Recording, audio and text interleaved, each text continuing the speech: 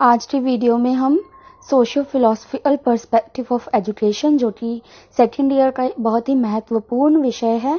Philosophy भी जिसको बच्चे बोल देते हैं, और हिंदी में इसे हम कहते हैं शिक्षा के सामाजिक और दार्शनिक आधार। तो इसका यूनिट 1 हम कर चुके हैं और अब चलते हैं यूनिट 2 की तरफ, जिसे हम समझने की कोशिश करेंगे। सारे टॉपिक जो सिलेबस के हिसाब से आपके आएंगे वो मैं यहाँ पर कवर करूंगी। अगर कोई टॉपिक रह जाता है या कोई न्यू टॉपिक हो तो आप मुझे कमेंट करके बताएं, मैं उसे अलग से वीडियो में बता दूंगी या अगली वीडियो में बता दूंगी।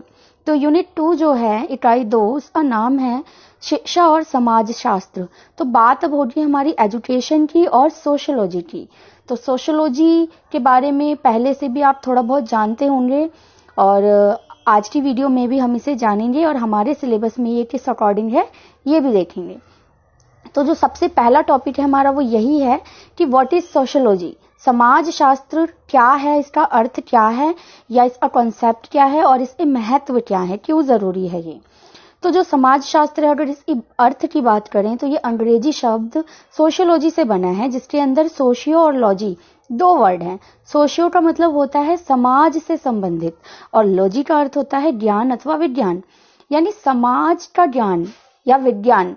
समाज को समझना या समाज में इन्वॉल्व होना ही क्या होगा, समाज शास्त्र होता है।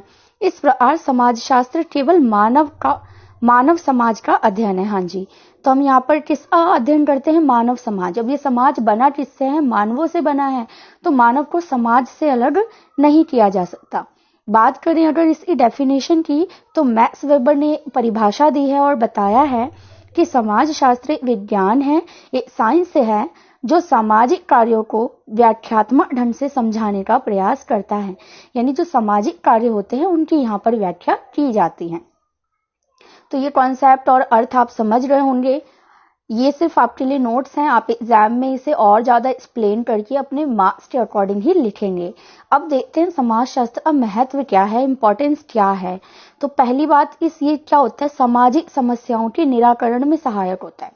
जब आप समाजशास्त्र पढ़ेंगे तो समाज की प्रॉब्लम्स पढ़ेंगे और साथ ही साथ उसका निवारण कैसे किया जाए ये भी आपके अंदर समझ आएगी। ग्रामीण उत्थान में सहायक, जो गांव है, ग्रामीण है, जहां पर ग्रामीणता अभी तक व्यापक है और जहां पर समाजीकरण नहीं हो पा रहा है, उसको समाज में लाने के लिए ये जो समाजशास्त्र है वो इम्पोर्टेंट है। नई परिस्थितियों में समंजन, जैसे जैसे नई परिस्थितियां आती हैं, अगर आप सामाजिक हैं, समाजशास्त्र की आपको समझ है, तो उसका भी आप निवारण कर सकेंगे या उसमें एडजस्टमेंट कर सकेंगे। जनसंख्या संबंधी समस्याओं को समझाने में उपयोगी है। सोशियोलॉजी द्वारा हम जनसंख्या को कैसे कंट्रोल करना चाहिए, कैसे जनसंख्या जो है वो समाज को एक तरह से कह सकते हैं कि तोड़ रही है। कि जितनी ज्यादा जनसंख्या हो रही है उसमें विभिन्न तरीके के लोग आ रहे हैं, और अधिक जनसंख्या होने से कई तरह की प्रॉब्लम्स भी क्रिएट हो रही हैं, समाज के लिए भी और इकोनॉमी के लिए भी। जनजातियों की समस्याओं का निराकरण, हाँ जी, जो हमारे जनजाति होते हैं, SC ST हो गए, इन सबको समाज में जोड़ना, ऊपर लाना, ये भी सोशियोलॉजी का ही एक विषय है। राष्ट्रीय एकता में सहायता होती है। राष्ट्रीय एकता बनाए रखने में जब हम समाजशास्त्र अध्ययन करते हैं तो उसमें क्या होता है, हर व्यक्ति इन्वॉल्व होता है और एक समाज का निर्माण करता है, और समाज ही आगे चलकर राष्ट्र का निर्माण करता है। रूढ़िवादिताओं का अंत, कैसे समाज में कुछ चीजें रूढ़िवादी की तरह जो काम कर रही होती हैं तो उसको भी डिसॉल्व करना, हटाना, ठीक है, ये भी जो है हमारे समाजशास्त्र के अंदर ही आएगा। इसके लिए चलते ना NGO वगैरह, और जो सामाजिक कार्य करते हैं, सोशल वर्कर्स होते हैं, वो सब भी यहाँ पर इम्पोर्टेंट बन जाएंगे। नेक्स्ट देखते हैं, अगला जो टॉपिक है हमारा, समाज शास्त्र और शिक्षा के मध्य संबंध। तो एजुकेशन और समाज शास्त्र, सोशियोलॉजी किस प्रकार से जुड़े हुए हैं ये हमें यहाँ पर बताना है। तो ये तो बिल्कुल ही इजी सा टॉपिक है। ऑब्वियस सी बात है कि अगर शिक्षित होंगे लोग तो समाजशास्त्र की भी समझ होगी, है ना। तो पॉइंट वाइज इसका देख लेते हैं आंसर। शिक्षा द्वारा समाज में भागीदारी होती है, बिल्कुल। एक अशिक्षित व्यक्ति जो होगा वो उतना सामाजिक नहीं होगा जितना शिक्षित, क्योंकि जो शिक्षित होगा, लोग उसके पास आएंगे, उससे अपनी प्रॉब्लम्स का सोल्यूशन मांगेंगे, लोग उसकी सुनेंगे, तो इस तरह से क्या होगा, वो समाजीकरण में ज्यादा योगदान देता है। शिक्षा द्वारा सामाजिक विकास होता है, बिल्कुल, समाज की समस्याओं का निवारण भी शिक्षा द्वारा हो सकता है। व्यक्ति व समाज का विकास, व्यक्तिगत विकास होता ही है शिक्षा से, और क्योंकि व्यक्ति समाज का हिस्सा है तो समाज का भी विकास मतलब ऑटोमेटिकली होता है। सामाजिक जीवन का गंभीर अध्ययन जो है वो शिक्षा के द्वारा ही किया जा सकता है। नेक्स्ट टॉपिक है हमारा सोशलाइजेशन यानी कि समाजीकरण। अभी हम समाज शास्त्र पढ़ रहे थे, अब हम पढ़ेंगे समाजीकरण क्या है। समाज शास्त्र हमने देख लिया, समाज का अध्ययन एक तरह से शॉर्ट फॉर्म में अगर हम बोले तो। लेकिन समाजीकरण क्या होता है, इसका क्या अर्थ है और इसके मीन्स क्या है, यानी किसके द्वारा, माध्यम क्या है, किसके द्वारा समाजीकरण हो सकता है। तो सबसे पहले देख लेते हैं समाजीकरण क्या है। अभी तक आप समझ रहे होंगे कि व्हाट इज समाजीकरण, मैं बोल चुकी हूँ पहले भी ये वर्ड। ये वह प्रक्रिया है जिसके द्वारा व्यक्ति समाज में रहकर मतलब इन्वॉल्व होगा व्यक्ति समाज में, और सामाजिक मूल्य यानी समाज के जो भी वैल्यूज हैं, आदर्श हैं, विश्वास हैं और जीवन शैली है उसे सीखेगा और उसे अपने व्यक्तित्व का अंग बना लेगा। यानी टोटली क्या हो जाएगा, वो सामाजिक, समाज में इन्वॉल्व हो जाएगा। अगर इसकी डेफिनेशन की बात करें सोशलाइजेशन की, तो ग्रीन ने कहा है कि सामाजीकरण वह प्रक्रिया है जिसके द्वारा बालक सांस्कृतिक विशेषताएं, आत्म और व्यक्तित्व को प्राप्त करता है। आगे चलते हैं, सामाजीकरण के माध्यम या साधन, हिंदी में से इंग्लिश में इसे मीन्स बोलते हैं। कंफ्यूज ना हो, पेपर में ये बहुत इंपॉर्टेंट है, टॉपिक से क्वेश्चन आना ही आना है। तो देख लीजिए किसके द्वारा आपका जो है माध्यम क्या क्या है सोशलाइजेशन के। पहला तो फैमिली, अगर आप परिवार में अच्छे से बोलते हैं, आपका है इन्वॉल्व, तो आप समाज में भी होंगे। फिर विद्यालय स्कूल से भी आपका सोशलाइजेशन होता है, पड़ोस और संगी साथी से होता है, आपकी कास्ट कम्युनिटी से होता है, खेल कूद अगर आप गेम्स में इंटरेस्ट लेते हैं, स्पोर्ट्स में जाते हैं तो भी आपका समाजीकरण होता है, धार्मिक, आर्थिक, सांस्कृतिक व राजनीतिक संस्थाओं से अगर आप जुड़ेंगे तो भी आपका समाजीकरण होगा। स्काउटिंग या गर्ल गाइडलाइन जो होती है अगर आप उसमें भी इन्वॉल्व होते हैं तो आपका समाजीकरण होना निश्चित है। नेक्स्ट देखिए अगला टॉपिक, सामाजिक विविधता और समाजीकरण। अब देखिए ये जो विविधता है ये वर्ड ही हमारे इंडिया के सेंस में यूज हुआ है, क्योंकि यहाँ पर क्या है विविधता, बट हमें विविधता को एक प्रॉब्लम की तरह नहीं देखना, सॉल्यूशन की तरह देखना है, या फिर बहुत सारे अपॉर्चुनिटी की तरह देखना होगा। क्या होता है कि हमारा जो देश है यहाँ पे सामाजिक विविधता है, समाज के अंदर कई तरह के लोग हैं, सेम तो नहीं है, सिमिलैरिटीज तो नहीं है सब में, फिर भी समाज है, फिर भी उनका समाजीकरण हो रहा है। तो इसके अंदर पहली चीज आती है जाति एवं वर्ग, कास्ट और क्लास। अगर हम देखें तो भारतीय समाज वर्गों में विभाजित है, ये एक दूसरे से भिन्न भी होते हैं और इनमें उच्चता और नीचता भी होती, निम्नता भी होती है। इससे क्या होती है, उच्चता और निम्न में क्या आ जाती है, हीन भावना आ जाती है। आवश्यकता है यहाँ पे नीड क्या है कि पारंपरिक प्रेम और सहयोग की भावना पैदा की जाए और सामाजिक एकता बनाई रखी जाए। तो पेपर में क्वेश्चंस ऐसे ही आएंगे कि जाति एवं वर्ग जो है विविधता है, तो किस प्रकार से है ये विविधता, तो आप इसमें जाति, रंग, भाषा, बहुत सी चीजें बता देंगे। और इसका सॉल्यूशन क्या है कि हम सब मिलकर रहें, दूसरे त्योहार मनाना, ये सारी चीजें तो आप जानते ही हैं, ये इतना मुश्किल नहीं है, इजी से टॉपिक्स हैं। उसके बाद आता है मोबिलिटी यानी कि प्रवास, एक जगह से दूसरी जगह पर आ जाना। जैसे भारत में ज्यादातर क्या होता है, ग्रामीण से उठकर लोग कहाँ जाते हैं, शहरों की तरफ, और उनका परिवार छूट जाता है, नया समाज आ जाता है, तो वहां पे उनको रहना, एडजस्ट करना, ये सारी चीजें यहाँ पर आती हैं। उसके बाद आती है साक्षरता, लिटरेटी की अगर हम बात करें तो लिटरेसी जो होती है वो शिक्षा भी यहाँ पर समाजीकरण में बहुत ही मेन रोल प्ले करती है, हम पहले भी देख चुके हैं। इससे सहिष्णुता, आत्मविश्वास, सामाजिक नागरिक उत्तरदायित्व जैसे गुण आते हैं। तो शिक्षा ही व्यक्ति को क्षमताओं और योग्यताओं का उचित प्रकार से उपयोग करके समाज का कल्याण करने में सहायता प्रदान करती है। बात करें निर्धनता की, तो निर्धनता देश व समाज के लिए गंभीर समस्या ऑब्वियस है। इसे कम करने के लिए क्या क्या किया जा सकता है, साक्षरता फैलाना, रोजगार देना, औद्योगिक विकास करना, और भी बहुत सी चीजें यहाँ पर आर्थिक नीतियां अपनाई जा सकती हैं। लैंग्वेज की अगर डाइवर्सिटी की बात की जाए तो हमारे देश में कई प्रकार की बोली व पढ़ी जाती हैं भाषाएं। भाषा संबंधी विवाद भी हमेशा होते रहते हैं, आपने न्यूज़पेपर्स में पढ़ा होगा।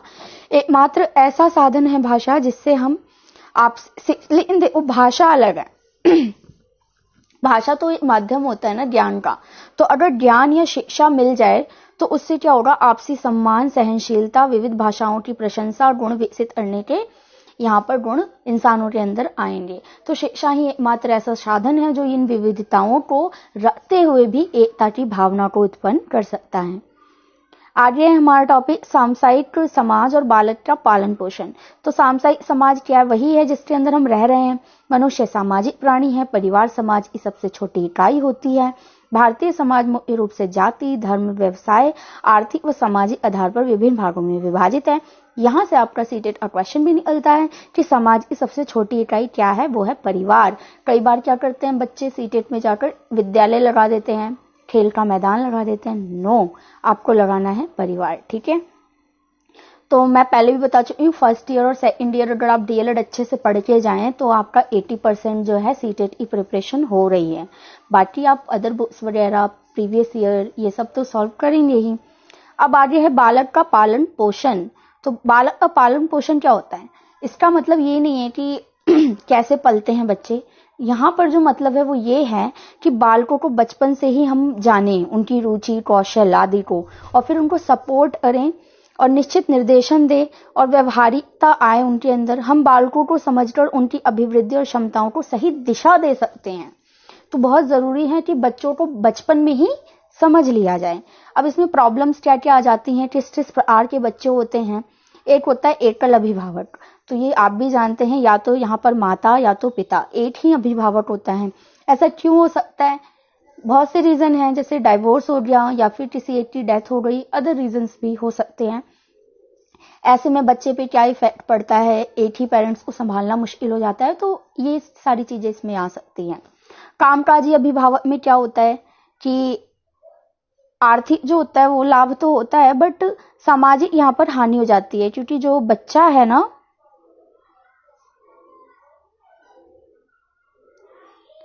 हाँ जी, कामकाजी अभिभावक में क्या होगा?